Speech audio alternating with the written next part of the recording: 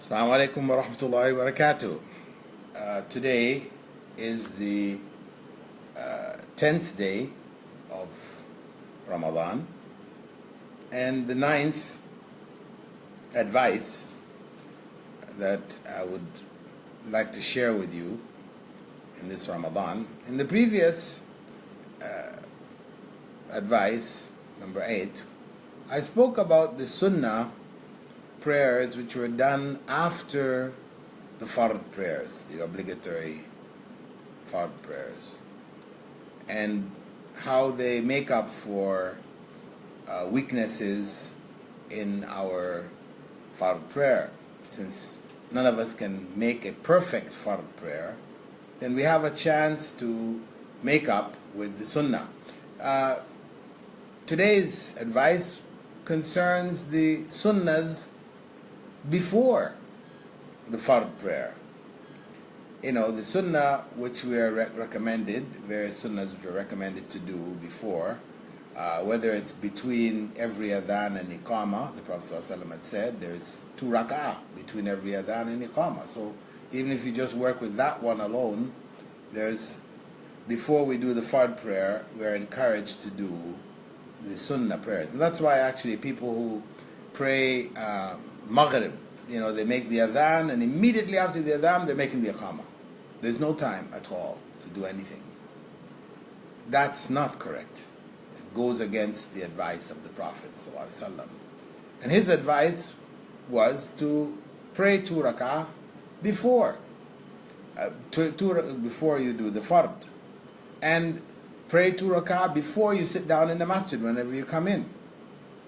All of this, if you look at the voluntary prayers before the obligatory prayers, voluntary prayers when you come into the masjid, these are basically to set the stage, to set the atmosphere, to prepare yourself for that obligatory prayer.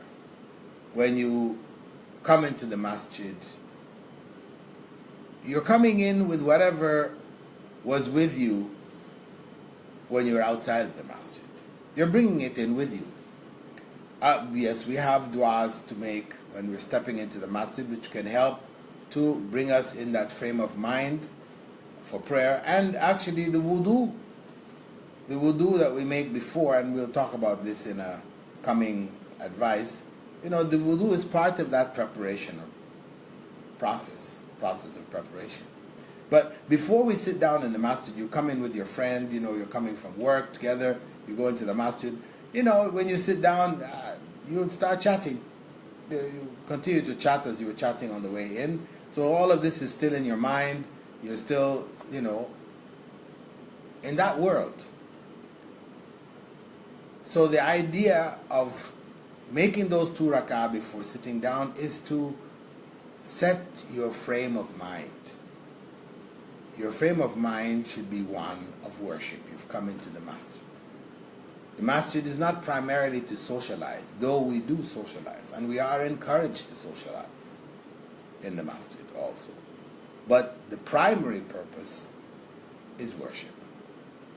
So, in order for that primary purpose to be fulfilled in the best way possible, then we have these voluntary prayers that we do before the obligatory prayers in order to put our mind at rest in a peaceful state, so that those obligatory prayers can be made in the best way. It's almost like a trial run.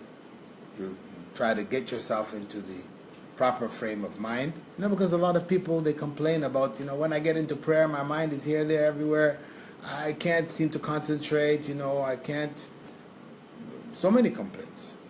That's because our lives are so busy. We have so many things happening. We're on our smartphones, we're on our tablets, we're on our computers, everywhere. We're being bombarded with images and words and sounds. And so it's not surprising that when you step into the masjid, though the masjid is quiet, now all those sounds which are just going in, and it was just mixture with all the other sounds. Now it becomes very loud. It seems very loud in your head. Not that it wasn't loud outside, but because there were so many other noises and things going on that you didn't, feel it the way now you're feeling it when you enter into the masjid, which is supposed to be quiet. I mean, of course, we have some places, masjids, where people are chatting aloud and laughing and voices, and again, that's not in keeping with the way that the masjid should be. Masjid should be a place of peace and quiet and tranquility, that you come in and you can reflect. You can turn to Allah, focus, and worship Him as He deserves to be worshipped. So, those sunnah prayers before the obligatory prayers are important for us to establish. I mentioned those after first, for us to start off with something, try to build that, get that established, then after that add to it the prayers before. If you want to add both before and after, one time, mashallah, go ahead.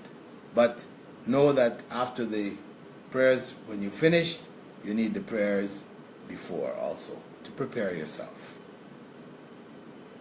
And if you do it sincerely and you make that extra effort, you will see a difference in your obligatory prayers.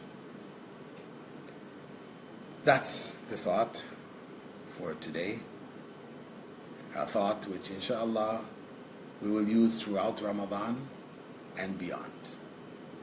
Barakallahu feekum. Assalamu alaikum wa rahmatullahi wa barakatuh.